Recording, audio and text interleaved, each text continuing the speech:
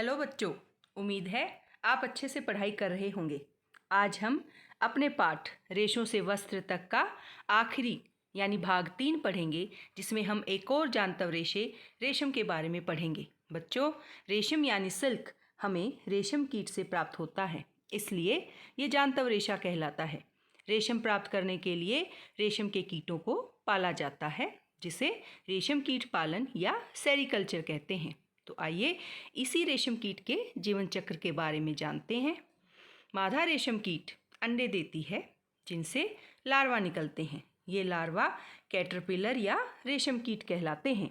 जब ये कैटरपिलर अपने जीवन की अगली अवस्था में प्रवेश करने के लिए तैयार होता है, तो यह प्यूपा कहलाता है, जो अपने चारों ओर एक जाल बुन लेता है। यह जाल उसे अपने स्थान पर रहने में सहायता करता है। फिर यह अंग्रेजी संख्या 8 के रूप में अपने सिर को एक सिरे से दूसरे सिरे तक ले जाता है। सिर की इस गति के समय कैटरपिलर पतले तार के रूप में प्रोटीन, ध्यान से सुने, प्रोटीन से बना एक पदार्थ स्रावित करता है, जो कठोर होकर यानी सूखने पर रेशम का रेशा बन जाता है। और इस तरह रेशम के रेशे से ढके हुए कैटरपिलर को प्यूपा कहते हैं, और उसका रेशम वाला आवरण कोकून कहलाता है, जैसा कि आपको चित्र में भी दिखाई दे रहा है। कीट का इसके आगे का विकास कोकून के अंदर ही होता है। आपको पता है, रेशम का यह मृदु रेशा स्टील के तार जितना मजबूत होता है। रेशम का धागा रेशम कीट के कोकून से प्राप्त होता है। रेशम कीट अनेक किस्म के होते हैं, जो हमें विभिन्न प्रकार के रेशम देते हैं, जैसे टसर रेशम, मूंगा रेशम, कोसा रेशम और शहतूत रेशम। विभिन्न किस्म के रेशम कीटों द्वारा काते गए कोकूनों से ये किस्म हमें प्राप्त होती हैं। सबसे सामान्य रेशम कीट शहतूत रेशम कीट होता है। आइए अब देखेंगे कि यह रेशम कीट की पालना किस प्रकार की जाती है। रेशम कीट पालन भारत का एक बहुत प्राचीन व्यवसाय है। मादा रेशम कीट एक बार में सैकड़ों अंडे देती है।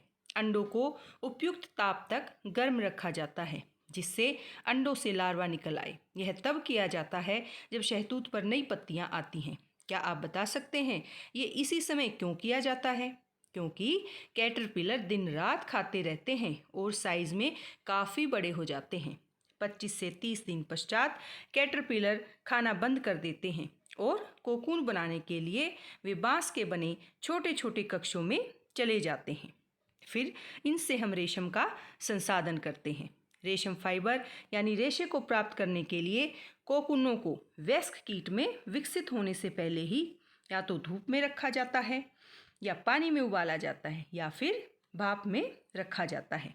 इस प्रक्रिया से रेशम का रेशा अलग हो जाता है। रेशम के रूप में उपयोग के लिए कोकून में से रेशे निकालने के उपरांत उनसे धागा बनाया जाता है, और इस प्रक्रिया को रेशम की रीलिंग कहते हैं। रीलिंग विशेष मशीनों द्वारा की जाती है। फिर रेशों की कताई की जाती है, जिससे रेशम के धागे प्राप्त होते हैं।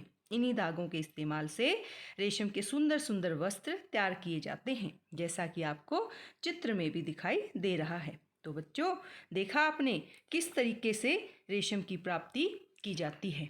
आपका अपना ये तीसरा पाठ रेशों से वस्त्र तक आज संपूर्ण हुआ।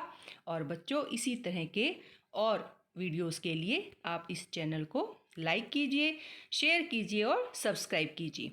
बाकी 2 वीडियोस का लिंक आपको डिस्क्रिप्शन बॉक्स में मिल जाएगा। अगर आपको कोई डाउट है तो आप कमेंट सेक्शन में भी अपने कमेंट के द्वारा हमें जानकारी दे सकते हैं। धन्यवाद।